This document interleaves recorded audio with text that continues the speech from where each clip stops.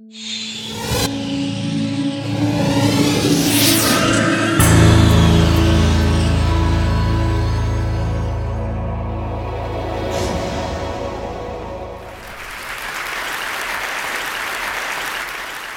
the next 5 minutes, my intention is to transform your relationship with sound. Let me start with the observation that most of the sound around us is accidental and much of it is unpleasant. We stand on street corners shouting over noise like this and pretending that it doesn't exist. Well, this habit of suppressing sound has meant that our relationship with sound has become largely unconscious. There are 4 major ways sound is affecting you all the time, and I'd like to raise them in your consciousness today. First is physiological. Sorry about that, I've just given you a shot of cortisol, your fight-flight hormone. Sound's affecting your hormone secretions all the time, but also your breathing, your heart rate, which I just also did, and your brain waves. It's not just unpleasant sounds like that do it. This is surf. It has a frequency of roughly 12 cycles per minute. Most people find that very soothing, and interestingly, 12 cycles per minute is roughly the frequency of the breathing of a sleeping human. So there's a deep resonance with being at rest. We also associate it with being stress-free and on holiday. The second way in which sound affects you is psychological. Music is the most powerful form of sound that we know that affects our emotional state. This is guaranteed to make most of you feel pretty sad if I leave it on. Music is not the only kind of sound, however, which affects your emotions. Natural sound can do that too. Birdsong, for example, is a sound which most people find reassuring. There's a reason for that. Over hundreds of thousands of years, we've learned that when the birds are singing, things are safe. It's when they stop you need to be worried. The third way in which sound affects you is cognitively. You can't understand 2 people talking at once, or in this case, 1 person talking twice. Try listening to the other one. You have to choose which me you're going to listen to. We have a very small amount of bandwidth for processing auditory input, which is why noise like this is extremely damaging for productivity. If you have to work in an open plan office like this, your productivity is greatly reduced, and whatever number you're thinking of, it probably isn't as bad as this.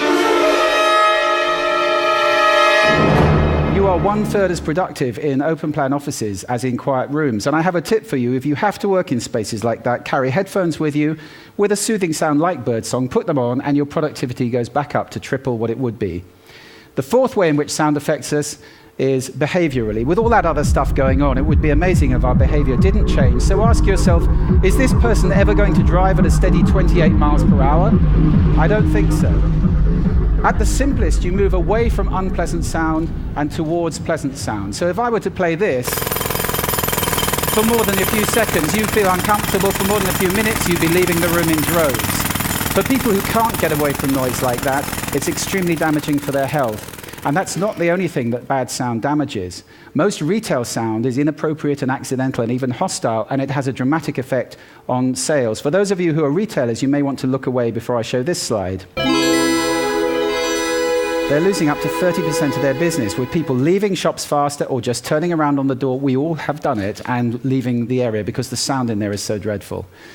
I want to spend just a moment talking about the model that we've developed, which allows us to start at the top and look at the drivers of sound, analyze the soundscape, and then predict the 4 outcomes I've just talked about, or start at the bottom and say what outcomes do we want, and then design a soundscape to have a desired effect. At last, we've got some science we can apply, and we're in the business of designing soundscapes. Just a word on music. Music is the most powerful sound there is, often inappropriately deployed. It's powerful for 2 reasons. You recognize it fast, and you associate it very powerfully. I'll give you 2 examples. Most of you recognize that immediately. The younger, maybe not. And most of you associate that with something. Now, those are 1-second samples of music. Music is very powerful, and unfortunately, it's veneering commercial spaces, often inappropriately. I hope that's going to change over the next few years. Let me just talk about brands for a moment, because some of you run brands. Every brand is out there making sound right now. There are 8 expressions of a brand in sound. They're all important, and every brand needs to have guidelines at the center. I'm glad to say that is starting to happen now. You all recognize that one. This is the most played tune in the world today. 1.8 billion times a day, that tune is played, and it costs Nokia absolutely nothing. Just leave you with 4 golden rules for those of you who run businesses for commercial sound. First, make it congruent, pointing in the same direction as your visual communication. That increases impact by over 1,100%. If your sound is pointing in the opposite direction, incongruent, you reduce impact by 86%. That's an order of magnitude up or down. This is important. Secondly, make it appropriate to the situation. Thirdly, make it valuable. Give people something with the sound. Don't just bombard them with stuff. And finally, test it again. Sound is complex. There are many countervailing influences. It can be a bit like a bowl of spaghetti. Sometimes you have to just eat it and see what happens. So I hope this talk has raised sound in your consciousness. If you're listening consciously, you can take control of the sound around you. It's good for your health. It's good for your productivity. If we all do that, we move to a state that I like to think will be sound living in the world.